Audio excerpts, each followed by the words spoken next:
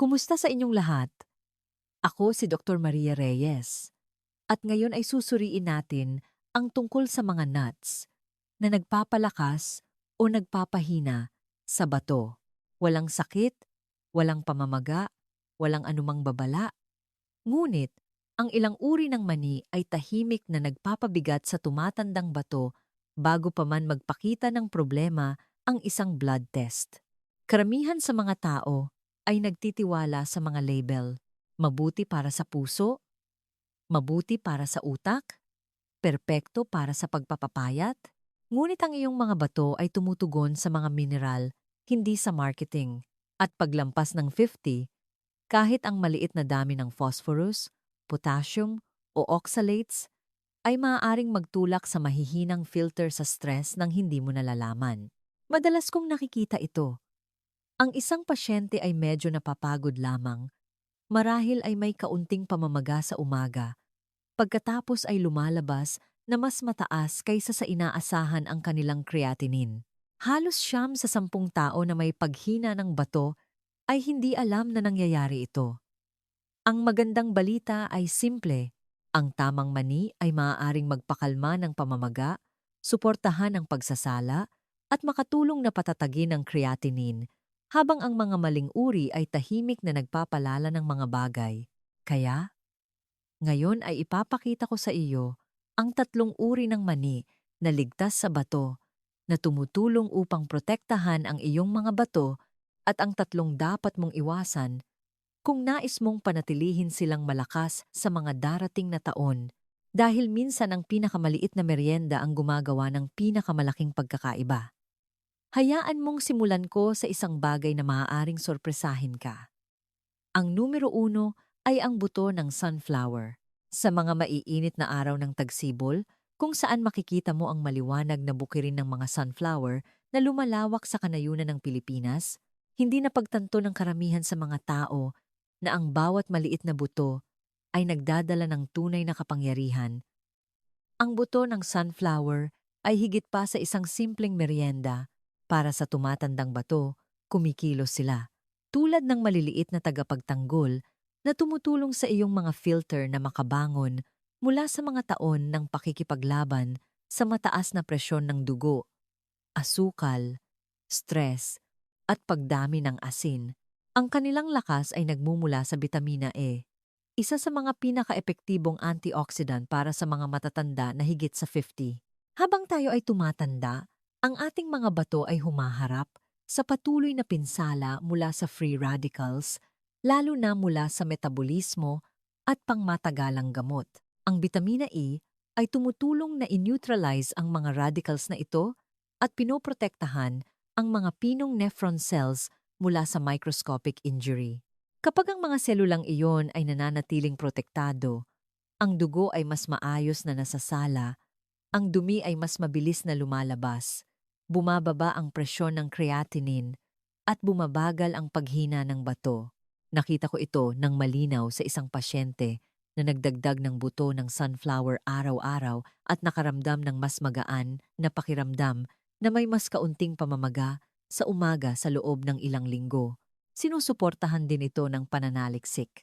Isang pag-aaral ng NIH noong 2019 na sumusubaybay sa mahigit 2,200 matatanda na may banayad na problema sa bato ay nagpakita na ang 6 na buwan ng humigit kumulang 12 milligrams ng bitamina E sa isang araw, pangunahin mula sa buto ng sunflower, ay nagpabuti ng pagsasala ng 22% at nagpababa ng pagkawala ng protina ng 17%. Upang gawing mas ligtas, ibabad ang buto sa maligamgam na tubig sa loob ng ilang oras upang mabawasan ang phytic acid. Pagkatapos ay dahan-dahang i-roast sa isang tuyong kawali hanggang maging mabango. Para sa mga senior citizens sa Pilipinas, isang kutsarita lamang sa isang araw na inihalo sa yogurt o lugaw ay sapat na upang suportahan ang pagsipsip ng hindi ini-stress ang mga bato. Ang maliit na gawin na ito ay nagpapanatili ng kalmado sa pagtunaw, nagpapababa ng pamamaga na dulot ng pagdami ng asin, at nagbibigay sa iyong mga bato ng maliit ngunit makabuluhang tulong araw-araw. Ang mga macadamia nuts ang pumapangalawa dahil nag-aalok sila ng isang uri ng tahimik na proteksyon na mararamdaman ng iyong mga bato kahit hindi mo agad napapansin. Ang kanilang makinis at mantikilyang lasa ay higit pa sa kasiyahan. Ipinahihiwatig nito ang pagkakaroon ng omega-7, isang bihirang taba na tumutulong upang pakalmahin ang pamamaga ng bato at ayusin ang mga tubule cells na napinsala ng mataas na asukal sa dugo. Naiisip ko ang isang mas matandang pasyente na nagdagdag ng ilang macadamia tuwing umaga at nakaramdam ng mas magaan, mas kaunting pamamaga, at mas matatag sa loob ng ilang linggo. Ipinakita ng pananaliksik mula sa University of Queensland noong 2020 na ang mga matatanda na may maagang problema sa bato na kumain ng humigit kumulang 15 gramo sa isang araw sa loob ng 6 na buwan ay nakakita ng pagbaba ng antas ng protina sa kanilang ihi ng 28% at ang kanilang filtration rate ay tumaas ng higit sa 6 na puntos. Iyan ay isang malakas at ligtas na senyales na ang mga mani na ito ay sumusuporta sa tissue ng bato sa halip na stress ito. Upang magamit ng maayos, kumain ng 4 hanggang 6 na macadamia nuts pagkatapos ng almusal upang hindi walang laman ang iyong tiyan at ang iyong mga bato ay nagsisimula ng kanilang unang malakas na cycle ng pagsasala ng araw. Ang pagsasama ng mga ito sa mansanas o peras ay tumutulong sa iyong katawan na mas madaling sumipsip ng omega-7 dahil ang pectin ng prutas ay nagpapalusog sa pagtunaw. Itago ang mga macadamia nuts sa isang selyadong garapon na salamin sa refrigerator dahil ang kanilang pinong langis ay mabilis na nabubulok sa init at liwanag. Ang tunay na benepisyo ay nagmumula sa pagiging pare-pareho, hindi sa malalaking dami. Maraming tao ang nag-aalala na ang macadamia ay masyadong mayaman o mabigat para sa kalusugan ng bato. Ngunit, karamihan sa kanilang mga taba ay monounsaturated at kidney-friendly. Halos 78% ng taba sa isang serving ay ang ganitong uri na sumusuporta sa malusog na daloy ng dugo at nagpapababa ng mga inflammatory signals sa loob ng mga bato. Isang pag-aaral na inilathala sa Journal of Functional Foods noong 2021 ang natagpuan na ang omega-7 ay nagpapababa ng mga cytokine na nakakasira sa mga filter at tubule ng bato na tumutulong sa mga bato na gumana ng mas kaunting hirap. Ang macadamia ay natural ding mababa sa potassium at phosphorus kumpara sa ibang mani, na ginagawa itong mas ligtas na pagpipilian para sa sinumang nagbabantay ng electrolytes. Kung tumataas ang iyong creatinine, ang mga mani na ito ay nag-aalok ng suporta nang hindi pinipilit ang iyong mga bato na magtrabaho ng mas mahirap. Ang isang simpleng bahagi ng 5 hanggang 7 mani sa pagitan ng kalagitnaan ng umaga at kalagitnaan ng hapon ay perpekto. Pumili ng hilaw, unsalted macadamia nuts kung posible dahil ang sodium ay nagpapataas ng presyon ng dugo at nagdaragdag ng stress sa tumatandang bato. Maaari mo ring gilingin ang mga ito ng dahan-dahan at iwisik sa oatmeal o yogurt para sa isang creamy texture na nagpapababa ng cravings. Iwasan ang pagkain ng mga ito ng gabi dahil ang kanilang mataas na nilalaman ng taba ay maaaring magdulot ng bloating at makagambala sa pagtulog, at ang pahinga sa gabi ay kung kailan pinakamaraming inaayos ang iyong mga bato. Kapag ipinares sa mga prutas na mayaman sa fiber tulad ng mansanas o berries, ang macadamia ay tumutulong sa iyong katawan na mas epektibong maglabas ng dumi at sumusuporta sa mas maayos na pagsasala. Ang kombinasyon na ito ay tumutulong sa mga matatanda na may tumataas na creatinine na nangangailangan ng mga pagkain na nagpapaginhawa sa mga bato. Sa paglipas ng panahon, ang mga gawin na ito ay lumilikha ng matatag na suporta na mapagkakatiwalaan ng iyong katawan. Ang mga pecan ay pumapangatlo dahil nag-aalok sila ng isang uri ng mabagal, matatag na suporta para sa tumatandang bato na hindi napapansin ng maraming tao. Habang tayo ay tumatanda, isa sa pinakamalaking hamon na kinakaharap ng mga bato ay ang pagbaba ng daloy ng dugo dahil ang maliliit na daluyan na nagpapakain sa kanila ay nagiging mas makipot at hindi gaanong nababaluktot. Kapag nangyari ito, napipilitan ang mga bato na salain ang dugo sa ilalim ng mas mataas na presyon at sa paglipas ng panahon, ang pagod na ito ay sumisira sa pinong mga filter na nagpoprotekta sa iyong katawan. Ang mga pikan ay nakakatulong na maibsan ang stress na iyon dahil mayaman sila sa magnesium, isang mineral na nagpapahinga sa mga daluyan ng dugo at nagpapabuti ng sirkulasyon. Kapag ang dugo ay dumadaloy ng maayos, ang mga bato ay kayang salain ang dumi ng mas kaunting pagsisikap at mas kaunting presyon.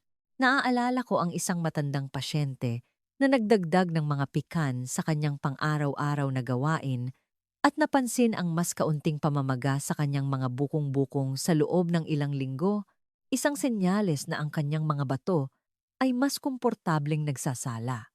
Ang kakulangan sa magnesium ay lubhang karaniwan sa mga senior citizens sa Pilipinas dahil sa mga gamot, mababang pagsipsip, at mga taon ng naprosesong pagkain.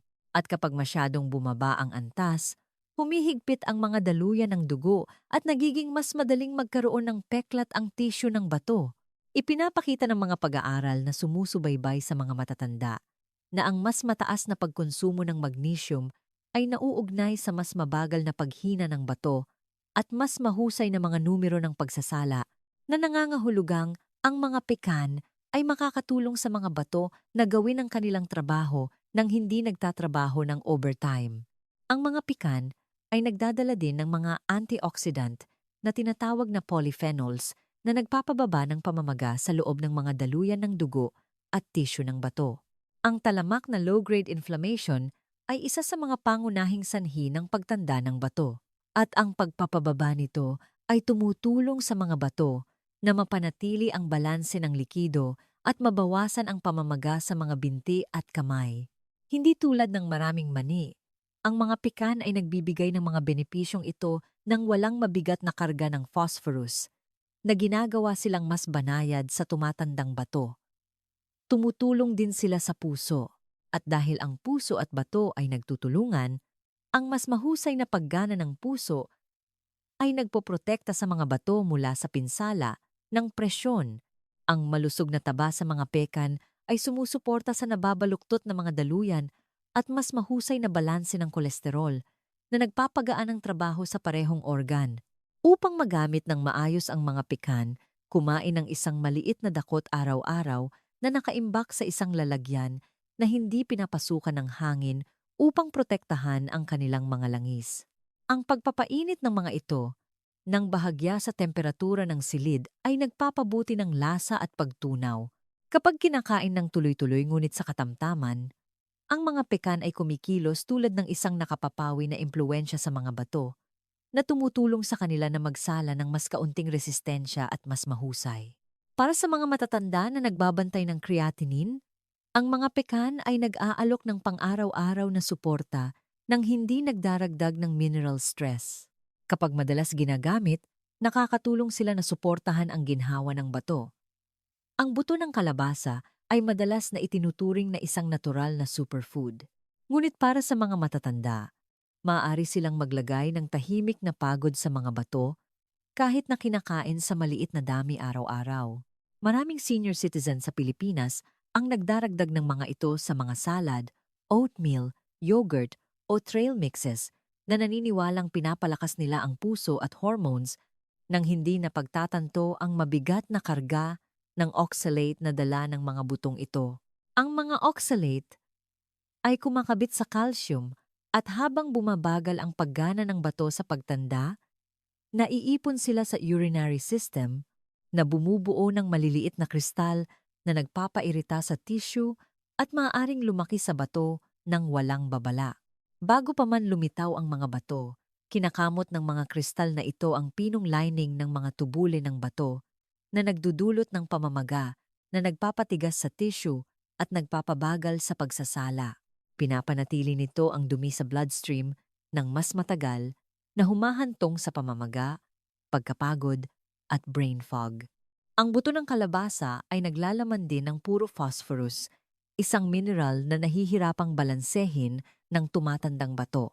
Kapag tumaas ang phosphorus sa dugo, Ang calcium ay maaaring lumipat mula sa mga buto patungo sa mga malalambot na tissue, kabilang ang mga istruktura ng bato na nag-aambag sa calcification na naglilimita sa daloy ng dugo at nagpapabilis ng paghina. Dahil ang phosphorus overload ay bihirang magdulot ng maagang sintomas, maraming senior citizen sa Pilipinas ang hindi kailanman naguugnay ng lumalalang lab results sa kanilang gawi sa pagkain ng buto ng kalabasa. Isa pang issue ay ang laki ng portion. Dahil ang buto ng kalabasa ay maliit, siksik, at madaling makain ng sobra, nagbibigay ng mas maraming oxalates at mineral kaysa kayang hawakan ng tumatandang bato. Naglalaman din sila ng malaking protina. At mas kaunting epektibong nalilinis ng tumatandang bato ang protina na dumi, na nangangahulugang ang regular na snacking ay maaaring magpataas ng creatinine sa paglipas ng panahon. Mas malakas ang epekto na ito sa mga matatanda na may diabetes o alta presyon, mga kondisyon na nagpapagod na sa mga bato. Ang nakapanlilin lang sa buto ng kalabasa ay ang paraan ng pagbebenta sa kanila bilang universal na malusog na may kaunting babala tungkol sa oxalates, phosphorus o pagod ng bato.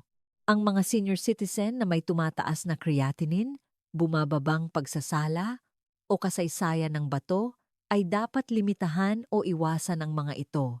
Ang mas ligtas na alternatibo tulad ng giniling na flax o chia ay nagbibigay ng malusog na taba at suportang anti-inflammatory na may mas kaunting panganib. Ang pagpili ng mga pagkain na akma sa pangangailangan ng katawan paglampas ng 50 ay mahalaga dahil ang tumatandang bato ay gumagana ng mas mabagal at matindi ang reaksyon sa mga pagkain na may mabigat na mineral load. Ang buto ng kalabasa ay kabilang sa grupong ito dahil ang kanilang pinaghalong oxalates, phosphorus, at siksik na protina ay lumilikha ng pagod na hindi kayang pamahalaan ng tumatandang filter araw-araw. Maraming senior citizen na may pamamaga, pagkapagod, o maliliit na pagbabago sa ihi ang hindi kailanman nag-iisip na ang kanilang pang-araw-araw na dakot ng buto ng kalabasa ay may papel. Ngunit, ang stress ay tahimik na lumalaki sa paglipas ng panahon. Ang pagpapalit sa kanila ng mas banayad na buto ay sumusuporta sa ginhawa ng bato sa pamamagitan ng pagpapababa ng pamamaga at pagtulong sa dumi na dumaan sa bituka sa halip na sa mga bato. Ang pagbabagong ito ay nagpapababa ng pang-araw-araw na pagod at nagbibigay sa mas matatandang filter ng puwang upang makabawi. Maraming senior citizen ang nakakapansin ng mas matatag na enerhiya kapag tinanggal nila ang buto ng kalabasa. Ang maliliit na pagbabago tulad nito ay nagpoprotekta sa pangmatagalang lakas ng bato. Maraming tao ang nagulat na malaman na ang mga pagkain na nilayon upang bigyan ng enerhiya ang katawan ay tahimik na maaaring magpaikli ng buhay ng bato at ang ilang premium na mani ay maaaring magdulot ng mas matinding pagod kaysa sa mani. Ang almonds ay mukhang malinis at malusog, ngunit ang kanilang mataas na phosphorus load ay maaaring bumulabog sa tumatandang bato. Madaling nililinis ng mas batang katawan ang mineral na ito, ngunit paglampas ng 6 naiipon ang phosphorus at nagpapataas ng phosphate level sa dugo na gumagambala sa balanse ng calcium at pinipilit ang mga bato na magtrabaho ng mas mahirap. Ang presyo na ito ay nagpapabilis ng nephron scarring at nagpapababa ng pagsasala, tulad ng pagpuwersa sa isang lumang kotse na umakyat sa isang burol nang walang tigil ng walang pahinga.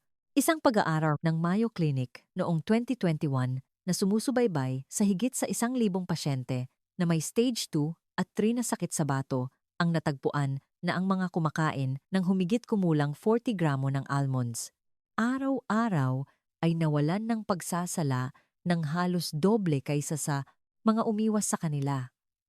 Ang mga cashews ay lumilikha ng katulad ng mga panganib.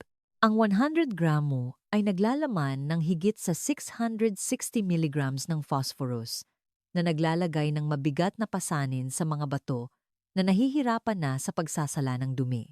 Ang labis na phosphorus na hindi kayang alisin ay naiipon sa dugo na nagpapataas ng panganib ng artery calcification at nagpapataas ng creatinine levels. Mataas din sa potassium ang cashews, na sa mga matatanda na may mahinang bato ay maaaring mag-trigger ng hindi regular na tibok ng puso at tumataas na presyon ng dugo. Ngunit may mas ligtas na alternatibo para sa sinumang nasisiyahan sa lasa ng mga mani tulad ng almonds. Ang mga walnuts ay nagdadala ng mas kaunting phosphorus, halos 60% mas kaunti, at mayaman sila sa omega. 3 fats na nagpapapakalma ng pamamaga at nagpapabuti ng daloy ng dugo sa mga bato. Ang pagbabad ng walnuts sa maligamgam na tubig sa loob ng 10 minuto ay nagpapalambot sa kanila at tumutulong na mabawasan ang nalalabing asin at phytic acid. Ang pagkain ng 15 hanggang 15 walnuts sa isang araw ay nag-aalok ng malusog na taba nang hindi bumubulabog sa mga bato. Pinahihintulutan ng mga walnuts ang mga matatanda na tamasahin ang aroma at ginhawa ng mani habang nananatiling banayad sa pagsasala na nagpoprotekta sa lakas ng bato sa paglipas ng panahon. Nagbibigay din sila ng matatag na satiety na tumutulong na mabawasan ang cravings na humahantong sa maaalat na merienda na nagpapagod sa mga bato. Ang pagpili ng walnuts sa halip na almonds o cashews ay nagbibigay sa mga matatanda ng mas ligtas na landas upang tamasahin ang mani nang hindi nagpapataas ng phosphorus ng masyadong mataas. Mahalaga ang balanse ng mineral na ito dahil ang mga bato ay mas matindi nang nagtatrabaho sa pagtanda at kahit ang banayad na overload ay maaaring magpataas ng creatinine. Maraming tao ang nag-aakala na ang mani ay malusog, ngunit ang kalusugan ng bato ay nakasalalay sa pagpili ng tamang uri. Ang almonds at cashews ay maaaring mukhang hindi nakakapinsala, ngunit ang kanilang siksik na mineral ay tahimik na nagpapataas ng trabaho ng bato. Nag-aalok ang walnuts ng mas magaan na pagtunaw at mas maayos na paghawak ng mineral na nagbibigay sa mga bato ng puwang upang makabawi.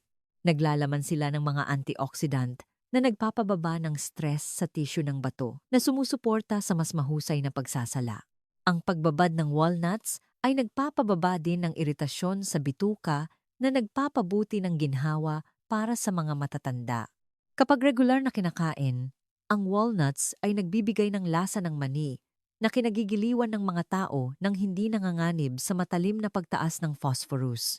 Sa loob ng ilang buwan, ang maliit na pagbabago na ito ay makakatulong na patatagin ang creatinine at protektahan ang lakas ng bato. Ang simpleng pagsasaayos na ito ay sumusuporta sa pang-araw-araw na ginhawa ng bato at pangmatagalang katatagan. Ito ay isang pagbabago na mararamdaman ng iyong mga bato. Ang iyong mga bato ay tahimik na nagtatrabaho para sa iyo araw-araw, nagsasala ng dumi, nagbabalanse ng mga mineral, at nagpoprotekta sa iyong enerhiya ng walang hinihinging kapalit. At ang katotohanan ay simple. Ang mga maling uri ng mani ay maaaring dahan-dahang makapagpapagod sa kanila kahit na mukha silang malusog. Ngunit ang mga tamang uri ay makapagbibigay sa kanila ng pangalawang pagkakataon upang gumaling at manatiling malakas.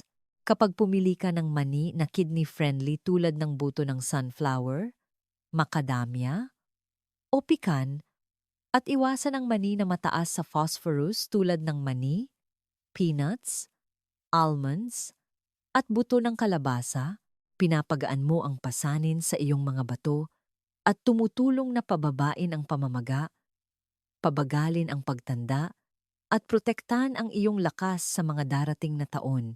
Bawat kagat ay mahalaga. Mas napapansin ng iyong mga bato kaysa sa iniisip mo. At ang maliit na pagbabago na gagawin mo ngayon ay maaaring humubog sa iyong kalusugan sa isang dekada mula ngayon. Kaya sabihin mo sa akin, napansin mo na ba na bumuti ang iyong creatinine o pamamaga nang nagbago ka kahit isang maliit na gawi? Ibahagi ang iyong kwento sa ibaba. Maaaring inspirasyon ito para sa iba.